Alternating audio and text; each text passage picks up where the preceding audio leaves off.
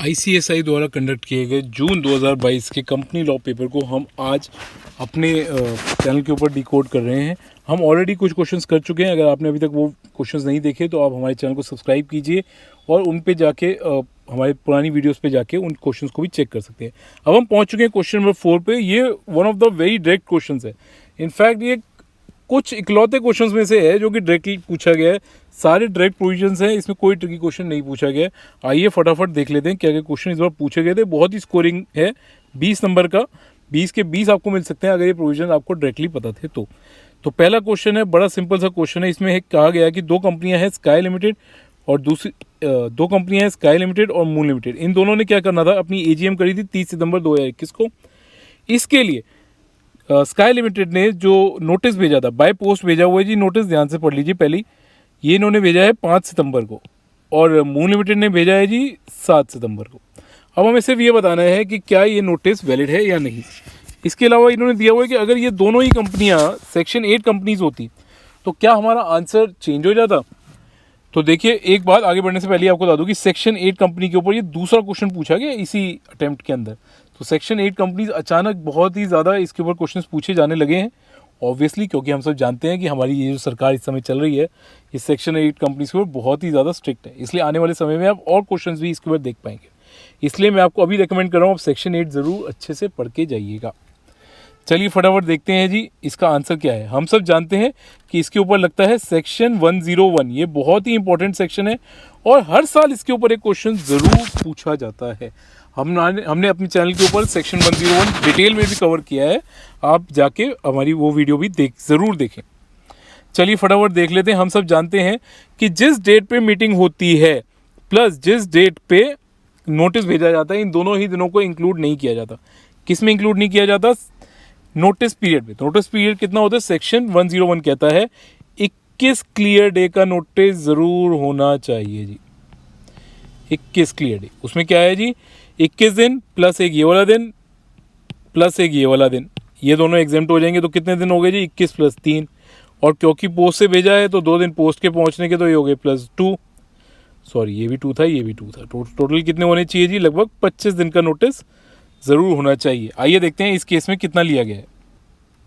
चलिए, वैसे मैं आपके साथ ऑलरेडी शेयर कर चुका हूँ और हमारे चैनल पे पहले इसके ऊपर एक वीडियो है, फिर भी आपको बता देता हूँ कि 21 सेक्शन 101 ऑफ कंपनीज एक्ट क्या कहता है, 21 क्लियर दिन का नोटिस देना चाहिए जी जब भी हमें एजीएम करनी हो। इसके अंदर 48 घंटे और जोड़ लेने चाहिए अगर बाय पोस्ट दिया है हमने तो, ठीक है जी। और ऑब्वियसली 21 क्लियर दिन के अंदर क्या क्या इंक्लूड नहीं होता? डे ऑफ मीटिंग इंक्लूड नहीं होता जी, और जिस दिन नोटिस भेजा वो भी इंक्लूड नहीं होता। तो केस 1 में क्या है जी, 26 दिन का नोटिस दिया है उन्होंने, उसके अंदर एक दिन माइनस हो गया डे ऑफ मीटिंग, एक दिन माइनस हो गया डे ऑफ पोस्ट, 48 घंटे और माइनस हो गए जी किसके? पोस्ट से भेजने के, ठीक है जी। तो टोटल कितने दिन रह गए? 22 दिन। तो 22 दिन तो बिल्कुल ठीक है जी। 21 दिन का देना होता है तो भैया 101% स्काई लिमिट तो ये कर सकता है। अब आ जाते हैं जी मून लिमिटेड पे। उन्होंने 24 दिन का नोटिस दिया है, उसमें से एक दिन माइनस हो गया मीटिंग का, एक दिन माइनस हो गया नोटिस का, 2 दिन माइनस हो गए किसके जी? हमारे पोस्ट के। तो टोटल कितने बचे? 20। तो भैया ये तो क्या हो गया? शॉर्टर हो गया जी। तो ये तो भाई साहब सही दिन नहीं है, ये नहीं कर पाएंगे मीटिंग। अब अगर ये दोनों सेक्शन 8 कंपनीज होती तो सेक्शन 8 कंपनीज के अंदर एक ही चीज़ दी, ये जो 21 दिन का नोटिस होता है जी, इन्हें 21 की जगह कितने दिन का देना होता है? 14 दिन का। तो फिर तो ठीक है जी, इसने भी 14 दिन से ऊपर दिया, इसने भी 14 दिन से ऊपर दिया। तो अगर ये सेक्शन 8 कंपनी होती मून लिमिटेड तो फिर भैया ये मीटिंग कर सकती थी, नोटिस ठीक है, नहीं तो ये नोटिस शॉर्ट है। क्लियर है जी, बड़ा ही सिंपल सा था जी। चलिए आगे चलते हैं। चलिए आ जाते हैं जी पार्ट 2 पे। पार्ट 2 क्या कहता है कि भैया हर कंपनी को एक वुमेन डायरेक्टर तो रखना ही होता है, ऐसा हम सब मानते हैं, ठीक है जी। या कौन सी क्लासेस को रखना होता है ये इसमें जानना चाहते हैं। तो रिया एक मैडम है, ये भी सोच रही है कि यार मैं भी कहीं पे वुमेन डायरेक्टर लग जाऊँ तो बढ़िया यार, वारे न्यारे हो जाए हमारे। तो उसके ऑप्शन है 3 कंपनीज़ का। तो 3 कंपनीज़ क्या है? एक है माया लिमिटेड, उनका यहाँ वो अनलिस्टेड कंपनी है जी, 50 करोड़ पेड अप है और 100 करोड़ का उसका टर्नओवर है। दूसरी है जी मन्ना लिमिटेड, वो लिस्टेड है, 100 करोड़ उनका भी उनका पेड अप कैपिटल है, और तीसरा जी वो उनका टर्नओवर है 150 करोड़। मॉफिल लिमिटेड है जी, वो अनलिमिटेड है, लेकिन 150 करोड़ का उनका पेड अप कैपिटल है और 350 करोड़ का उनका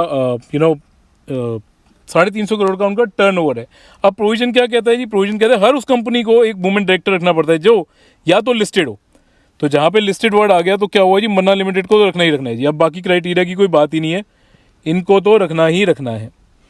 या फिर उसकी पेड अप कैपिटल हो 100 करोड़ से ज़्यादा और उसका टर्नओवर हो 300 करोड़ या उससे ज़्यादा, तो फिर ये अनलिमिटेड कंपनी है जी। दूसरा क्राइटेरिया भी पूरा नहीं करती जी, तीसरा भी नहीं करती, तो भैया माया लिमिटेड को तो रखने की कोई ज़रूरत नहीं। तीसरे पे आ जाते हैं जी, अनलिमिटेड कंपनी है तो पहला क्राइटेरिया पूरा नहीं करती लिमिटेड का, लेकिन दूसरा वाला भी पूरा करती है और तीसरा वाला भी पूरा करती है, इसीलिए क्या है जी, इनको भी रखना पड़ेगा। तो ऑब्वियसली वो मन्ना लिमिटेड या मोफिन लिमिटेड के अंदर अपने आप को अपॉइंट करा सकती है। इसमें एक चीज़ और ऐड हम कर देते हैं, चलिए इसमें एक चीज़ और ऐड करते हैं। वैसे तो हमने आपको बता ही दिया हमारी डिस्कशन से कि रिया जो है वो मन्ना लिमिटेड या मोफिन लिमिटेड के अंदर वुमेन डायरेक्टर अपॉइंट की जा सकती है, उनको मैंडेटरीली एक वुमेन डायरेक्टर चाहिए। लेकिन रेगुलेशन 17 ऑफ सेबी क्या कह रहा है, वो क्या कह रहा है, वो कह रहा है कि टॉप 500 लिस्टेड कंपनी को एक ना सिर्फ वुमेन डायरेक्टर रखनी है, लेकिन एक इंडिपेंडेंट वुमेन डायरेक्टर अपॉइंट करनी है। कब तक? 1 अप्रैल 19 तक। और 1000 टॉप 1000 कंपनीज को कब तक करनी है? 1 अप्रैल 2020 तक। ये दोनों ही डेट्स निकल चुकी है, यानी मान के चलिए कि अब टॉप 1000 कंपनीज एज पर दी मार्केट कैपिटलाइजेशन को ना सिर्फ वुमेन डायरेक्टर बल्कि इंडिपेंडेंट वुमेन डायरेक्टर अपॉइंट करना कंपलसरी है। ये एडिशनल बताया जी हमने, इसका जो पूछे गया क्वेश्चन है उससे ज़्यादा रिलेटेड नहीं है, लेकिन ये हमें पता होना चाहिए, आगे आने वाले समय में इसके ऊपर ज़्यादा क्वेश्चन पूछे जा सकते हैं। चलिए थर्ड पार्ट की तरफ चलते हैं। बिल्कुल सीधा क्वेश्चन, वो पूरे बाय बैक एक कंपनी करना चाहती है तो बाय बैक के कुछ बेनिफिट्स हमें बता दीजिए। 5 नंबर का क्वेश्चन है, अगर हम 10 भी बता दें तो मोर देन इनफ है। चलिए आप सब अपनी स्क्रीन पे देख पा रहे होंगे इस समय कुछ बेनिफिट्स बाय बैक के। बड़े सिंपल है, हम सबको पता है क्या क्या होते हैं। सबसे पहले तो भैया ये एक अल्टरनेट मोड है किसका? रिडक्शन ऑफ शेयर कैपिटल का।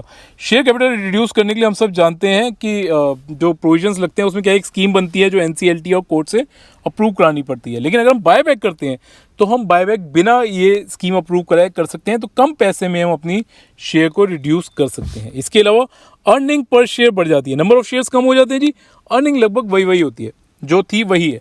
ठीक है ना, हम बाय बैक क्यों करते हैं? हमारे पास कुछ पैसा बचा हुआ है जो हम काम में नहीं लगा पा रहे, तो हम सोचते हैं चलो वापस ही कर देते हैं। जब वापस कर दिया तो अर्निंग हमारी उतनी की उतनी रहेगी, शेयर्स कम हो गए तो अर्निंग पर शेयर क्या होगा जी? बढ़ जाएगा। इसके अलावा रिटर्न ऑन कैपिटल बढ़ जाएगा। ऑब्वियसली बात है, डिनोमिनेशन के अंदर जो अमाउंट था वो तो कम हो गया, यानी कि पहले अगर मेरी कैपिटल, मान ले कि हमारी कैपिटल 100 करोड़ थी और अब वो घट के 50 करोड़ ही रह गई है और हमारी अर्निंग लगभग बराबर की बराबर है, से हम 200 करोड़ कमाते थे, तो सर क्या हुआ? हमारा रिटर्न ऑफ कैपिटल जो है अब वो बढ़ जाएगा बायबैक के बाद। ठीक है जी। इसी के अलावा अब हमारे कुछ शेयर होल्डर्स हैं जो अपने शेयर्स बेचना चाहते हैं, लेकिन हमारे शेयर्स इतने बिकते नहीं है, मार्केट में इतनी डिमांड नहीं है उसकी, तो उन्हें एक एडिशनल एग्जिट रूट मिल जाता है, बायबैक के थ्रू अपने शेयर्स हमें वापस कर सकते हैं। ठीक है जी। कंसोलिडेशन ऑफ स्टेक बढ़ जाता है जी कंपनी में अपना। इसके अलावा अगर कोई अनवेलकम ओवरटेक बिड है, टेक ओवर बिड है, कोई हमारी कंपनी को ओवरटेक करना चाहता है, कैसे करेगा जी? हमारे शेयर्स खरीद लेगा मार्केट में से। ठीक है, हमारे कई ऐसे शेयर्स हैं जो बड़े थिनली ट्रेडेड है, लोग उसको बेचना चाहते हैं, उसको तो मौका मिल गया कि वो खरीद ले और फिर हॉस्टाइल टेक ओवर हमारा कर सकता है। इससे बचने के लिए अच्छा ये है कि ऐसे जो शेयर्स हैं जो एक्स्ट्रा हैं उसको वापस कर दिया जाए। ठीक है जी। जो सरप्लस कैश है वो शेयर होल्डर का वापस चला जाएगा, जैसे मैं ऊपर बोल ही चुका हूँ। ठीक है। ऑप्टिमल कैपिटल स्ट्रक्चर, हो सकता है हमारा डेट इक्विटी रेशो हिला पड़ा हो, हमारे पास इतनी इक्विटी पड़ी है जिसकी हमें जरूरत नहीं, तो हम बाय बैक करके इस कैपिटल स्ट्रक्चर को ठीक कर सकते हैं। To achieve share price during the period of sluggish market condition. ठीक है जी। मार्केट के जो कंडीशंस हैं वो लगातार ऊपर नीचे हो रहे हैं, ऐसे में हमारे शेयर्स को सपोर्ट मिलता है। जैसे हमने कह दिया हम अपने सभी शेयर्स जो हैं, एक एग्जांपल कह रहा हूँ कि 120 रुपये पे वापस खरीदने वाले हैं, तो लगभग हमारे शेयर्स का एक नया प्राइस बन गया जी 120। अब इसके आसपास ही हमारा शेयर रहेगा। अगर वो 70-80 चल रहा था तो अचानक आप देखेंगे मार्केट में उसके रेट बढ़ गए, क्योंकि वो समझ गए कि भी कंपनी लगभग इसकी वैल्यू 120 रुपये लगाती है। ठीक है जी। इसके अलावा जो हमारी इक्विटी है उसकी मोर एफिशिएंट यूज़ हम कर पाएंगे। ऑब्वियसली जो पैसा पड़ा है वो वेस्ट हो रहा है, वो सिर्फ और सिर्फ हमारी रेशियोज़ को बिगाड़ने का काम कर रहा है। I hope it's clear. चलिए आगे चलते हैं आखिरी क्वेश्चन की तरफ। बड़ा ही सिंपल क्वेश्चन था ये और पूरे 5 नंबर इसके लिए दिए गए हैं। चलिए आखिरी क्वेश्चन पढ़ लेते हैं। ये देखने में लग रहा है कि जैसे केस स्टडी दी गई है, लेकिन बिल्कुल केस स्टडी नहीं है, बिल्कुल डायरेक्ट क्वेश्चन है। पूरे कंपनी सेक्रेटरी और चेयरपर्सन की क्या क्या रिस्पॉन्सिबिलिटी होती है जब हम वर्चुअल मीटिंग करते हैं। ठीक है। हम सब जानते हैं कि कोविड के टाइम में हमें लगातार बहुत सारी वर्चुअल मीटिंग्स करनी पड़ी, जिस वजह से हमारे संसाधनों के ऊपर बड़ा प्रेशर पड़ा और नए नए प्रोविजंस को अब हमें अप्लाई करना पड़ा, ये देखने के लिए कि मीटिंग्स बिल्कुल सिक्योर हो। हम सब ने जो मीटिंग्स हैंड होती हुई देखी है और ये सिर्फ उसके प्रोविजंस के बारे में। आइए जानते हैं कि कंपनी सेक्रेटरी और चेयरपर्सन की क्या क्या जिम्मेवारियां होती हैं एक ऑनलाइन मीटिंग के अंदर। चलिए बहुत ही सिंपल क्वेश्चन है। सबसे पहले जी क्या, to safeguard the integrity of the meeting by ensuring sufficient security and identification procedure to record the proceeding. भाई साहब सबसे पहले हमें पता होगी कौन कौन अटेंड करने आ रहा है, उनकी सेफ्टी हो, सिक्योरिटी हो, सही बंदा आ रहा है, उसकी आइडेंटिटी हो रही है, ये ज़रूरी है। जैसा मैंने अभी कहा, हम सब ने देखा है जूम मीटिंग्स के अंदर कोई अनापशना बंदा घुसाता है और बीच में कुछ ऐसे ड्राइंग करने लग जाता है, आप सब ने भी देखा ही होगा। ये इंश्योर करना चेयरपर्सन और कंपनी सेक्रेटरी की जिम्मेवारी है। ठीक है जी। Proper video conferencing and other audio visual equipments वहाँ होने चाहिए। ठीक है जी। ये नहीं कि भाई साहब को हमने सबको फ़ोन दे दिया, लो जी अपने फ़ोन पे अटेंड कर लेना, वो फ़ोन में फ़ोटो हिल ही जा रही है जिस वजह से समझ ही नहीं आ रहा कि सामने बात हो क्या रही है। ठीक है, तो proper mike system, proper webcam, ये सब की अवेलेबिलिटी इंश्योर करना चेयरपर्सन और कंपनी सेक्रेटरी का काम है। जो भी मीटिंग्स हुई हैं उसकी प्रोसीडिंग्स को रिकॉर्ड करना और मिनट्स ऑफ मीटिंग बनाना। ठीक है, हम सब जानते हैं मिनट्स ऑफ मीटिंग जो है कंपनी सेक्रेटरी को बनाने होते हैं, चाहे वर्चुअल हो चाहे फिजिकल हो। इस केस में भी उसको बनाना है और इस प्रोसीडिंग को रिकॉर्ड भी करना है। और ना सिर्फ रिकॉर्ड करना है, अगले पॉइंट में हम बता रहे हैं कि इसको सेव भी रखना है। कब तक रखना है जी अपने पास? कम से कम उस साल के ऑडिट होने तक हमारे पास ये रिकॉर्डिंग्स अवेलेबल होनी चाहिए। ठीक है जी।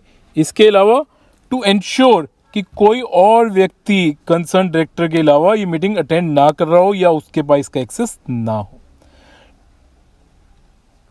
ठीक है जी। इसके अलावा to ensure that participants attending the meeting through audio visual means are able to hear, भैया उनको आवाज़ आ रही हो, ये नहीं कि मैं बोले जा रहा हूँ और हो गया। ठीक है, ये हम कैसे इंश्योर करते हैं, ये जब हम आगे पढ़ेंगे, इसके ऊपर हमने एक वीडियो पहले ही डाला हुआ है कि क्या क्या हमें इंश्योर करना होता है, क्या क्या तरीके होते हैं। आप वो भी हमारे चैनल पे जाके देख सकते हैं कि अब हम इंश्योर करते हैं कि सामने वाले को सुनाई दे रहा है। इसके कई तरीके होते हैं जो कंपनी लॉ में दिए हुए हैं, जैसे कि बार बार हैंड रेस कराते हैं, समथिंग लाइक दैट। पूरी डिटेल आपको दूसरी वीडियो में मिल जाएगी।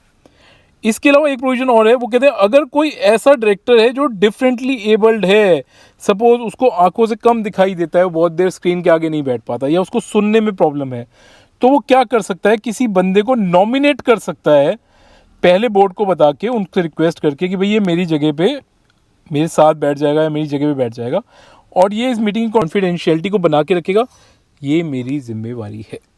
तो भाई साहब देखा, बिल्कुल सीधे क्वेश्चन थे। क्वेश्चन नंबर 4 सबसे स्कोरिंग क्वेश्चन था इस बार का और डायरेक्ट क्वेश्चंस पूछे गए थे। अगर आपको ये पता था तो 20 नंबर पूरे आपके थे। बड़े ही सिंपल 5-5, 6-6 पॉइंट सिर्फ हर क्वेश्चन के अंदर थे। इसी आई होप आपको ये वीडियो यूजफुल लगी। बाकी क्वेश्चंस ऑलरेडी हमारे चैनल पे अपलोड है, आप जाके उन्हें भी देख सकते हैं और क्वेश्चंस हम जल्दी अपलोड करने वाले हैं, इसलिए हमारे चैनल को सब्सक्राइब करना ना भूले। जुड़े रहिए हमारे साथ। Grasp it well.